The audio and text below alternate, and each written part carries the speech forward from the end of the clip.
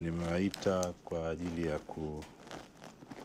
kutaka kutoa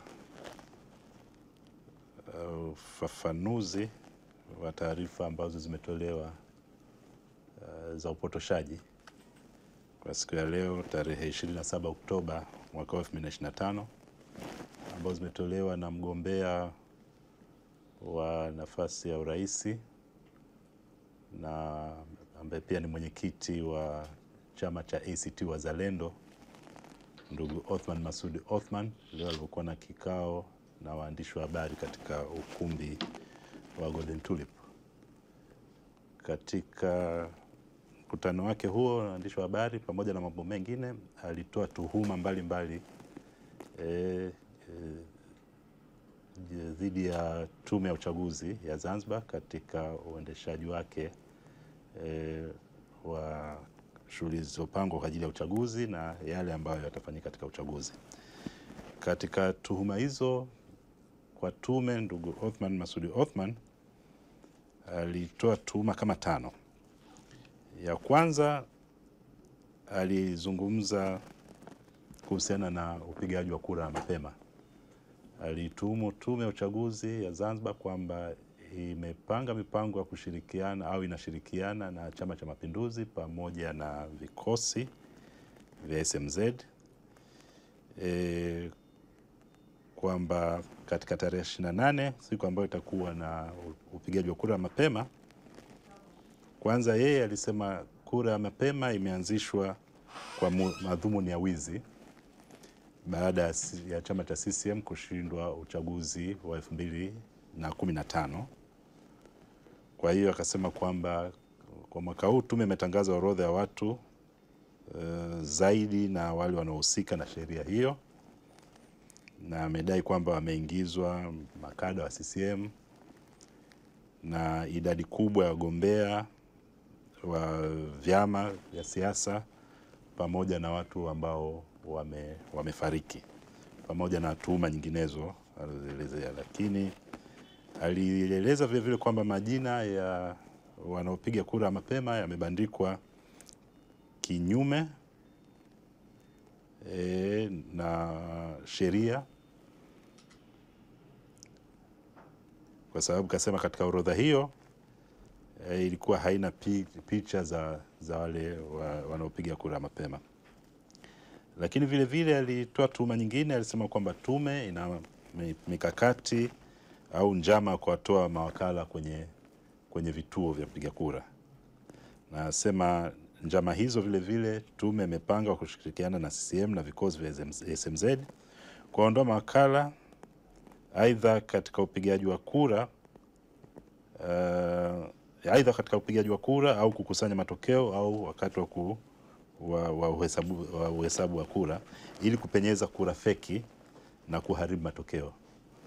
Tuhuma ya 3 aliyoitoa dhidi ya tume, alisema kwamba tume ina mpango wa kupika matokeo, na asema kumeandaliwa matokeo ambayo tume inayo mikononi mwao na kwamba matokeo hayo ndio yaliyopangwa kutangazwa. Tuhuma ya 4, anasema kwamba tume ina mpango wa kufuta uchaguzi wa baadhi ya majimbo wa visiwani Unguja ambayo wanatambua hawawezi kuyapata, yani CCM hawezi kuyapata. Alitaja majimbo hayo ni Pangawe, Mwanakwerekwe, Kijini, Nungwi na Malindi, na alisema lengo la kufuta uchaguzi wa majimbo hayo ni ili kuleta uchaguzi wa marejeo, ambayo wanasema kwamba tunaamini kwamba wao watasusia uchaguzi ili wagombea wa CCM wapite bila ya upinzani. Na tuhuma nyingine ya 5 dhidi ya tume aliyoeleza ni kwamba kuna vitisho kwa watumishi wa umma, walimu na vikosi, na kwamba anasema njama kama hizo zilitumika kipindi cha uandikishaji ambapo watu ambao walikuwa hawana sifa waliandikishwa, lakini wenye sifa hawakupewa fursa kuandikishwa kwa makusudi, na vile vile kwamba tume iliandikisha watu ambao walikuwa chini ya umri. Sasa hizo tuhuma zote ambazo zimetolewa na mgombea huyo ni tuhuma ambazo hazina uthibitisho, na kwa ufupi naweza nikasema ni tuhuma za uongo. Ndugu waandishi, kura ya mapema imeanzishwa Zanzibar kwanza kutokana na ripoti ya waangalizi wa kimataifa baada ya uchaguzi wa 2015, ambapo ilionekana watendaji wengi wa tume pamoja na waliokuwa wamesimamia masuala ya usalama walikosa fursa hiyo ya kupiga kura 2015 kwa sababu tofauti, nyingine ikiwa kushambuliwa na wafuasi wa vyama wakionekana kama ni mapandikizi. Kwa hiyo katika moja ya waangalizi wa kimataifa ambao walikuwa ni ISEF SADC, katika taarifa yao, katika mapendekezo yao, walipendekeza kutafuta njia mbadala kwa watendaji wa tume pamoja na wale wote wanaosimamia siku ya uchaguzi ili waweze kupata fursa ya kupiga kura, na walitoa mifano tofauti ya nchi nyingine ambazo wana utaratibu wa kura mapema. Na ripoti hiyo tunayo, mkihitaji mnaweza mkaipata kwa mkurugenzi. Na serikali baada ya kupata mapendekezo yale ikafanya kazi, ikaona kweli kulikuwa na msingi wa kuweza kuanzisha sheria ya kuweza kufanya watendaji wote na wote wanaoshughulika na masuala ya ulinzi wa usalama siku ya uchaguzi waweze kupata fursa hiyo ya kupiga kura. Kwa hiyo baada ya kutayarishwa sheria ya 2018 namba 4 na kanuni zikatayarishwa ambazo zinatoa mwongozo wa jinsi gani kura mapema inavyopigwa, na katika mwongozo huo haitoi fursa yoyote ya wizi katika uchaguzi. Ni utaratibu ambao umewekwa mzuri, na nchi nyingi ina utaratibu ambao kama huo, na inakuwa haitoi fursa hiyo kama ambavyo tume hizo zimeelezwa. Lakini orodha ambayo imewekwa kwa ajili ya upigaji wa kura ya mapema si ya mtu yoyote au watu ambao mgombea huyo amewataja. Orodha iliyowekwa ni watendaji wa tume, wale wa kudumu na wale wa muda, maana tumeajiri watendaji wengi wa muda kwa ajili ya kipindi hiki cha kusimamia uchaguzi, pamoja na wale wote wanaosimamia ulinzi na usalama na wengine wote wanaofanya shughuli ambazo zinaendana na uchaguzi.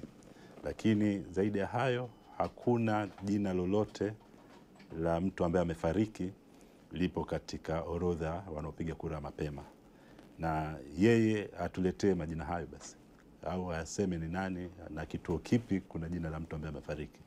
Na kiujumla majina yale ambayo tumeyaweka yapo kwenye daftari, yote ni ya wapiga kura, na hakuna mpiga kura ambaye uko chini ya miaka 18. Moja ya sharti la kuweza kuwa mpiga kura ni uwe umetimiza umri wa miaka 18 na uwe na kitambulisho cha Mzanzibari. Lakini alizungumza kuhusiana kwamba tumeweka orodha na kwa nini hatujaweka kama ilivyo kwenye daftari. La kwanza, daftari likishakuwa generated huwezi ukalitoa ukalimega vipande ili uweze kuliweka pembeni. Lenyewe linatoka kama lilivyo na ndio limewekwa katika vituo vyote. Lakini la pili, katika uchaguzi mkuu, sheria namba 4/2018 kifungu cha 39 ndio kinaelezea siku 7 kabla ya uchaguzi kuwekwe daftari kwenye vituo ili wananchi waweze kuangalia na kuona wenzao. Lakini katika kura ya mapema, kanuni ya 39 kanuni ndogo ya 5 inazungumzia kwamba msimamizi wa uchaguzi wa wilaya ataweka orodha. Kwa hiyo kilichofanyika ni kwa mujibu wa sheria na kwa mujibu wa kanuni, ni kwamba orodha ndio hiyo iliyowekwa. Kwa hiyo ni utaratibu ambao tumeufuata, na ukifanya vinginevyo inakuwa umekiuka sheria na kanuni za uchaguzi. Lakini kuhusiana na tuhuma za njama za kutoa mawakala, zote ni tuhuma za uongo. Ni tuhuma ambazo wamebuni. Lengo najua nalijua wenyewe, lakini vile vile kusema tuhuma ya kupika matokeo na yenyewe ni uongo. Ningemtaka kama na uthibitisho afanye hivyo ili wananchi waweze kuelewa. Lakini kikubwa mara nyingi, na tuna mifano au tuna uzoefu na mambo kama hayo, hususan katika chama hicho cha ACT, wanatayarisha story au matukio ambayo baadaye wanakuja wanafanya wao wenyewe.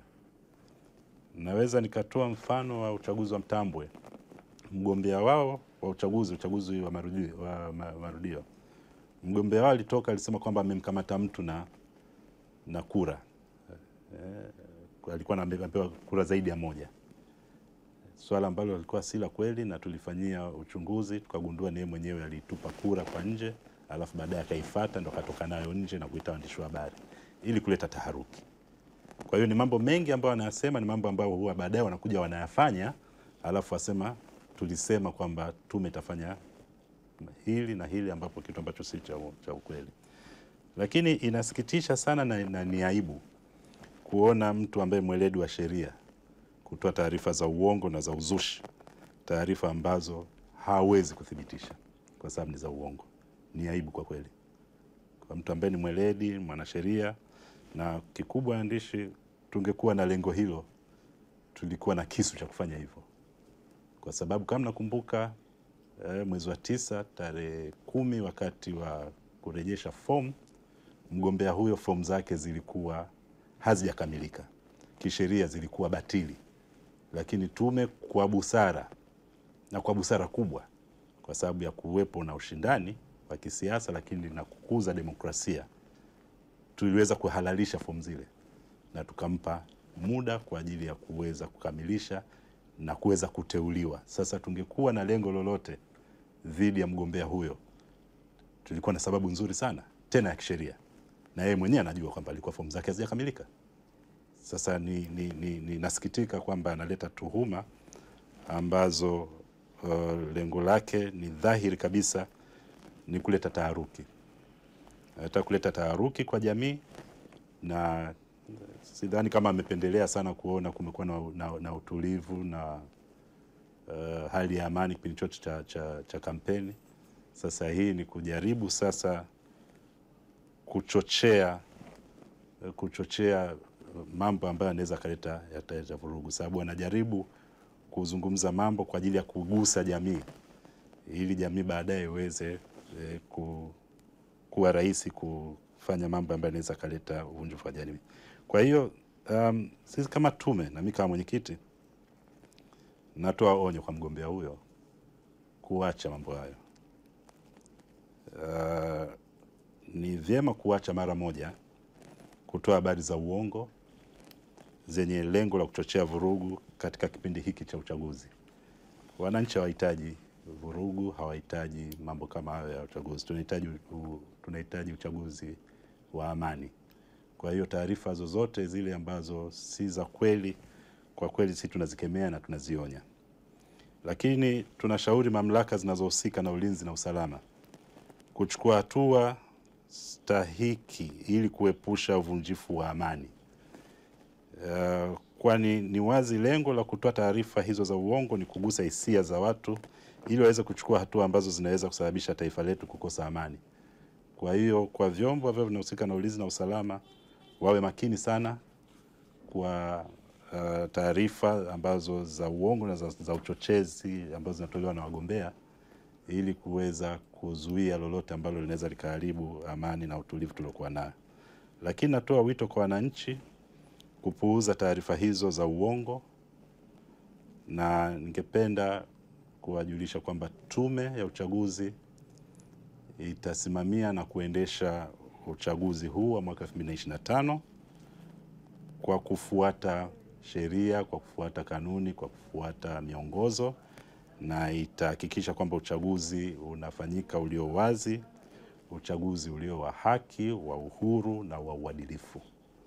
Kwa hiyo wananchi wote wajitokeze mamia kwa maelfu kwa amani kabisa siku ya tarehe 29 kwenda kupiga kura kumchagua kiongozi wanayemtaka katika ngazi ya urais, uwakilishi na udiwani, na baadaye warudi nyumbani kwa amani kusubiri matokeo ya uchaguzi huo. Mungu ibariki Tanzania, Mungu ibariki Zanzibar, Mungu ibariki Afrika. Asanteni sana.